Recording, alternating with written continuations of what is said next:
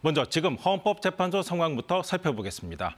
이호준, 김태훈 기자가 준비하고 있습니다.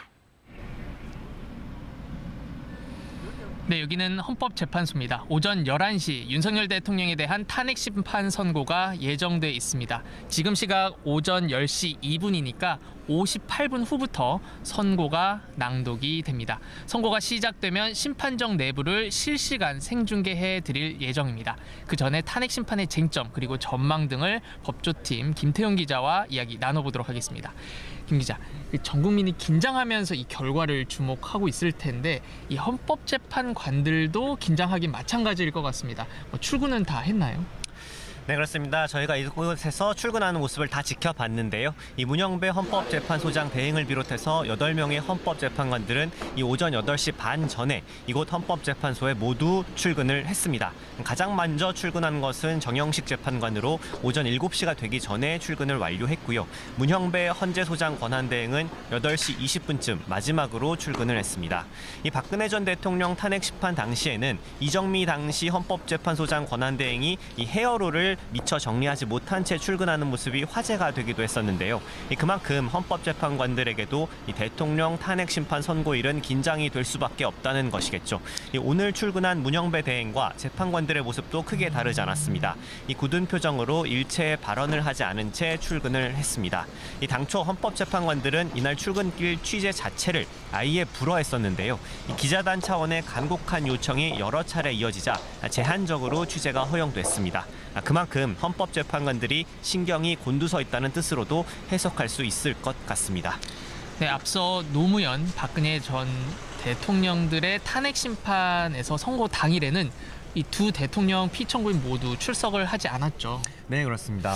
그 변론에 참석했던 윤석열 대통령은 어떤가요? 오늘 참석합니까?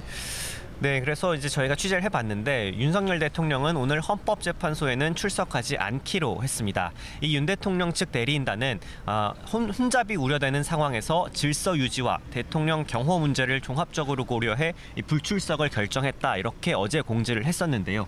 윤 대통령은 그동안 헌법재판소의 탄핵 심판 변론 절차에서 대부분 직접 출석을 했고 또 여러 차례 의견을 냈고 최후 진술도 직접 진행을 했었는데요. 이 선고 절차는 말 그대로 재판관의 최종 판단만 내려지는 절차인 만큼 출석할 필요가 없다고 판단한 것으로 보입니다.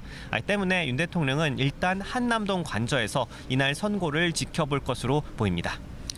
네, 8년 전 박근혜 전 대통령의 탄핵 심판 선고 당일에 선고 직후에 이 사상자가 나와서 좀 우려가 깊은데요. 이 경찰도 비상일 것 같습니다. 이 헌재와 가장 가까운 3호선 안국역은 오늘 열차가 서지 않고 저도 개인적으로 오늘 여기로 출근하면서 한 15분 정도 걸어서 오고 또 신분증 확인도 한 5번 정도 했는데 그야말로 이 삼엄한 상황이죠.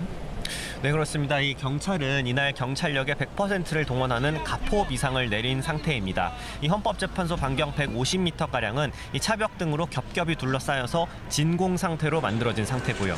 이 안에 위치한 상점과 대부분은 오늘 문을 열지 않았습니다. 이 안에 있는 학교들도 대거 휴교령을 내린 상태입니다. 현재 이 안에 있는 건 경찰 등 공무원, 그리고 소수의 기자들, 그리고 양 당사자들과 대리인단 관계자들, 그리고 헌법재판소 관계자들 정도입니다.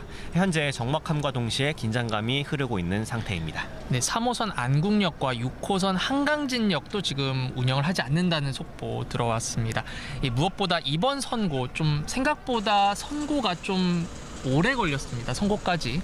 과거 두 대통령 탄핵 심판보다 전례를 따져보면은 한 3월 둘째 주가 될 것이다. 또 혹은 셋째 주가 될 것이다. 이런 예상이 많았잖아요.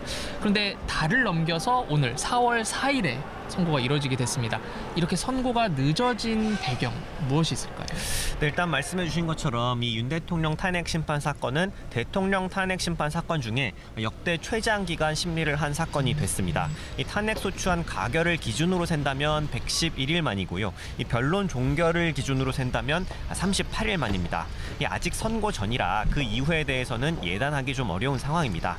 다만 몇 가지 이제 추측이 가능한데요. 이 한덕수 국무총리 등 별 10건의 탄핵 사건이 여러 건 동시에 진행되면서 업무량이 증가했다거나 이 재판관 의견 조율 과정에 상당한 시간이 걸린 것 아니겠느냐, 이런 해석들이 조금 나오고 있는 상태입니다. 또 이른바 5대3으로 의견이 나뉘어서 선고 불능에 빠진 것 아니냐, 이런 분석이 일각에서 나오기도 했는데 아직 명확하게 드러난 것은 없는 상태입니다.